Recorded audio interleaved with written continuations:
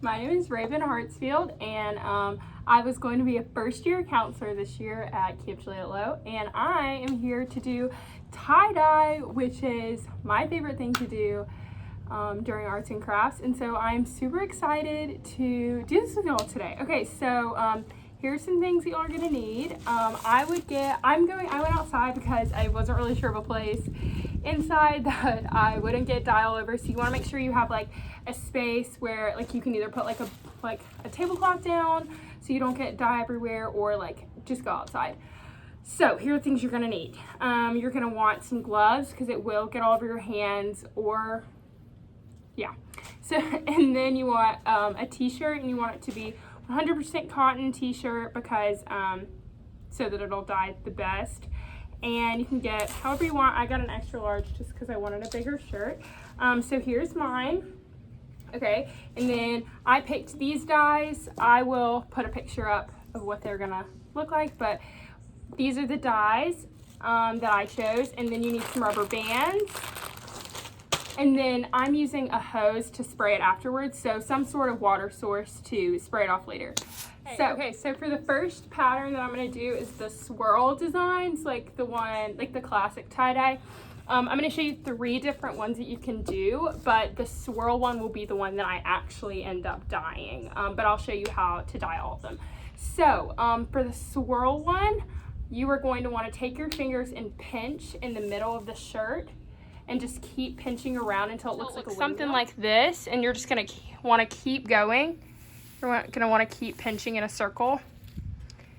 And then you're just going to bring these things around. Okay, so after you bring the sides around, whoop, things are flying. Okay, so after you bring all your sides around, it's going to look something like this. And it'll look something like this. Mine isn't perfect, but you get the idea. You just want to swirl and pinch it in the middle. And then we'll start putting rubber bands on. Okay, so now that we have our swirl design, you want to take some rubber bands and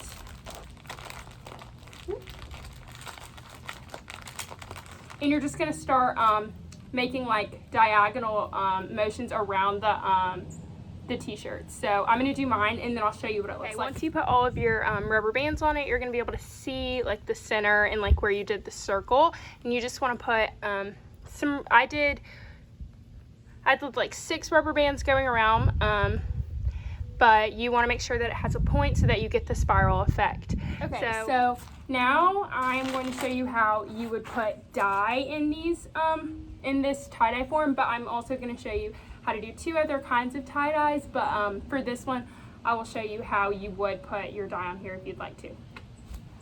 Okay, so I would take my blue if I was doing this one, and I would put it all right here and like on this corner as well, so that it would be symmetrical. And then I would take my red and do this one and do it here, and I would take this one and do this one here and this one here, and so on for the rest of them. But so you want to make sure that you get in all the little corners and like saturate your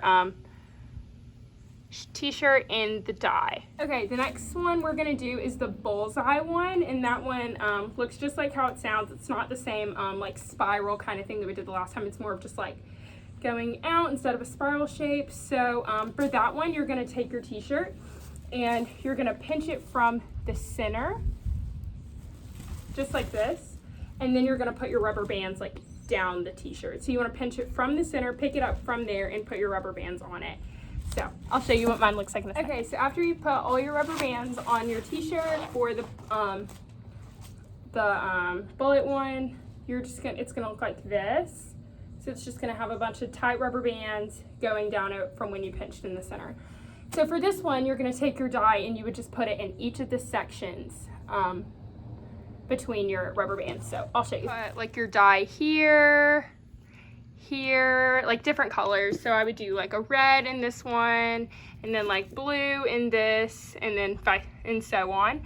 So for all of the tie-dyes I meant to mention, you do want to do it on both sides, and that's another reason that you need to wear gloves when you're using the dye, because it will bleed on your hands. So you want to make sure you get both sides, and yeah. Okay, so the next one I'm going to show you, the last one, is called this crumple kind of method.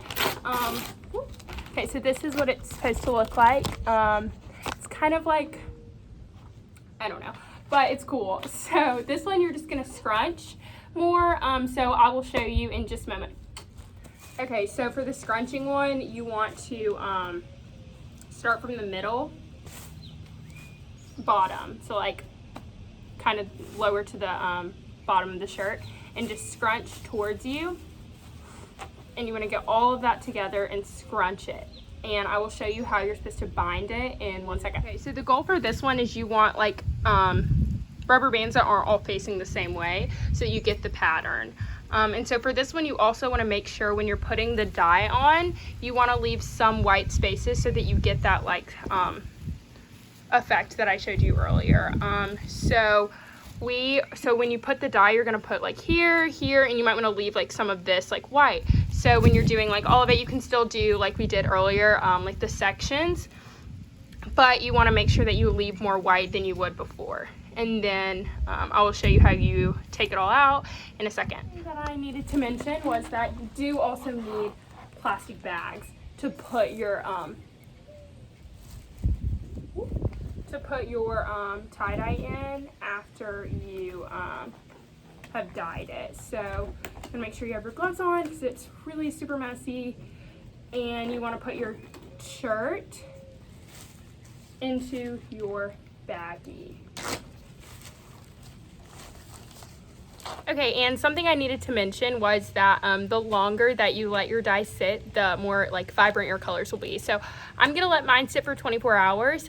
So tomorrow I will come back and show y'all how to rinse it out. So yay! Day 2, it's been 24 hours. So now I'm going to take my t-shirt out of the bag. Here, I'm gonna put on my gloves. But I'm gonna take the t-shirt out of the bag and you're gonna run it under cold water, preferably in a hose outside, just so you don't like make a mess. And you're gonna run the water over it until it is clear, until the water like running off of the t-shirt is clear with the rubber band still on it. And then you're going to take the rubber bands off and run it, like spray it with water again until it's like clear.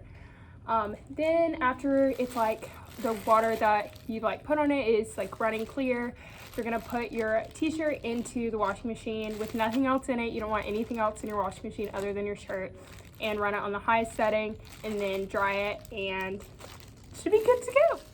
So this is what mine ended up looking like. There's a lot of white spaces. I guess I just missed a lot in the dyeing part. Like I didn't get in enough and saturate it, but I think it looks pretty cool, all things considered. So now I already said this, but I'll just reiterate, you want to put it in the washing machine at the hottest temperature you can, and also the dryer, or you can hang dry, whichever one you prefer.